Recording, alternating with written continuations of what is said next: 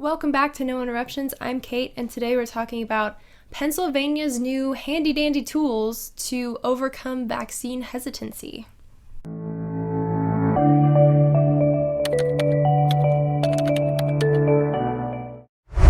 So for those of you who don't know, vaccine hesitancy is basically someone who just doesn't want to get the vaccine for whatever reason. It could be because they feel like they haven't done enough research. It could be because they're just uncomfortable with the idea of someone pushing a vaccine on them with very little long-term research. But regardless, as a blanket statement, they're called vaccine hesitant by people who are for the vaccine.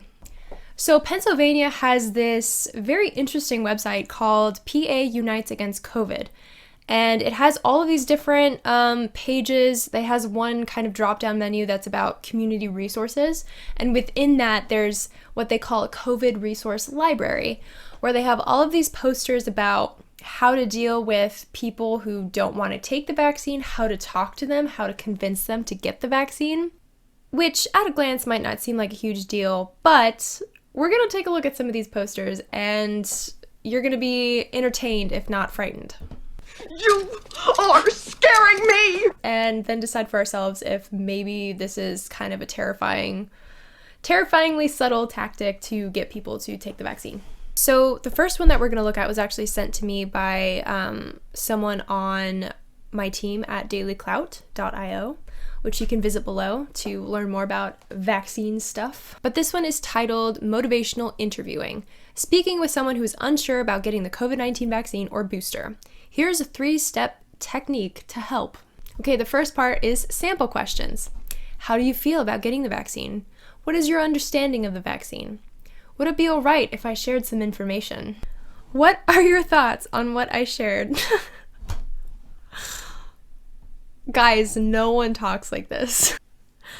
Number one, if you're trying to make it more accessible for people to use in actual conversations, it might be a good idea to hang out with people and understand that they don't talk like that. So rephrasing might be an option there. Number two, given that the whole point and preface of this style guide even existing is that you're trying to convince them to get the vaccine, then we already know that you don't care what the person is saying. You're just trying to make them feel heard by asking these questions. Seems kind of pointless to me. Okay, the next section is the style guide. So they mentioned the 3-step process, which we're gonna go over here. So step 1 says, practice a guiding style. Use neutral, open-ended questions to develop rapport. Work to understand your patient's position. Emphasize the patient's autonomy. Again, you're just trying to make them feel heard. I mean, I took sales classes back in college, and this is kind of what salespeople do, which is an interesting perspective to go to when you're talking about a vaccine to a friend or family member. You're literally using sales tactics to convince them to get it. Just think about that. Step 2, listen with empathy. Begin by asking what the patient already knows or is interested in knowing. Ask targeted, open-ended questions to learn more. After receiving permission, share concise bits of information. Ask for feedback. Stay as neutral as possible and weigh the pros and cons. So, kind of the same thing, trying to make them feel heard. Basically, they're doing the talking. Step 3, respond mindfully and skillfully. Summarize the discussion. Highlight aspects that favor behavioral change. Collaboratively decide on the patient's next step. Okay. Do you know what this makes me think of? This makes me think of this new version of parenting where, you know, if a kid throws a fit, you sit down and you're like, how are you feeling? Use your words. Why was that wrong? Why aren't you going to do that again? How can we make this better next time? I promise that we can have a really nice time. Okay, if someone uses this tactic, I would think that they're being condescending, honestly. It seems to be a style guide that is supposed to help people who know people who don't want to get the vaccine. So that means they're not necessarily family, right? So you could be talking to like a coworker and you're like, you know, I think we should decide together what your medical decisions will be. We are all in this together. Like, that's ridiculous. That might be the most ridiculous thing I've heard in like a half hour. Okay, the other part of this that I find interesting is it says summarize the discussion, which, I mean, from the other two steps, it sounds like the person who doesn't want to get the vaccine has been doing all of the talking. But, I mean, if you're slipping in some recycled garbage that you heard off of CNN, maybe you could summarize that at the end. Maybe that would be convincing to some people.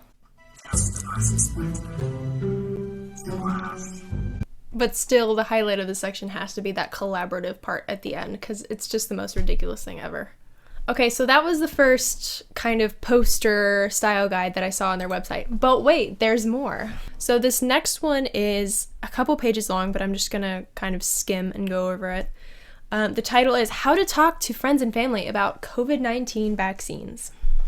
Now, this is similar to the first style guide that we went over because it has, you know, the same kind of headings: listen with empathy, ask open-ended questions, blah, blah, blah, sales tactics.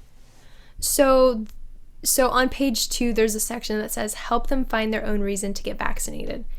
Everyone who chooses to get vaccinated does it for a reason: to protect their family, to protect their friends, their children, to be less anxious, to visit their parents, get back to normal activities, etc. I find this so annoying because, you know, there's a section of like, oh, you know, you're trying to help them understand and find their own reasoning, but really you're just guilt tripping them into getting them to get the vaccine, right? You know, like, they don't have a reason to get it. They don't think it's necessary. They don't think it's been researched enough, whatever the reason is. And you're bringing up all these reasons why they should get vaccinated,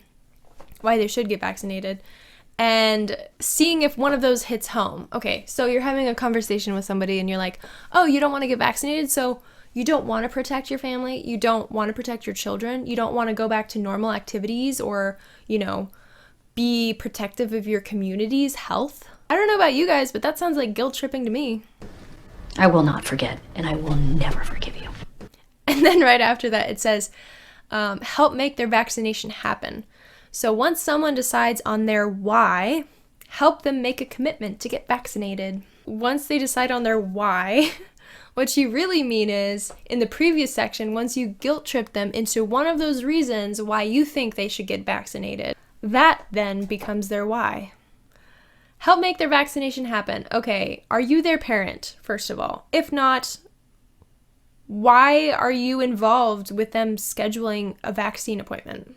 Seems kind of personal. It goes on.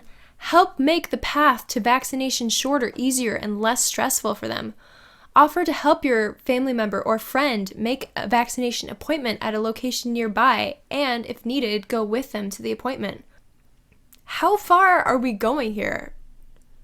Are these people children? Do they not have the capability to make their own brain up about whether or not to get vaccinated? And if so, why are they being treated like a 7-year-old that needs to be taken to their doctor's appointments? I know you're not a little kid anymore. Like, this is literally encouraging people to overstep on so many levels, you know.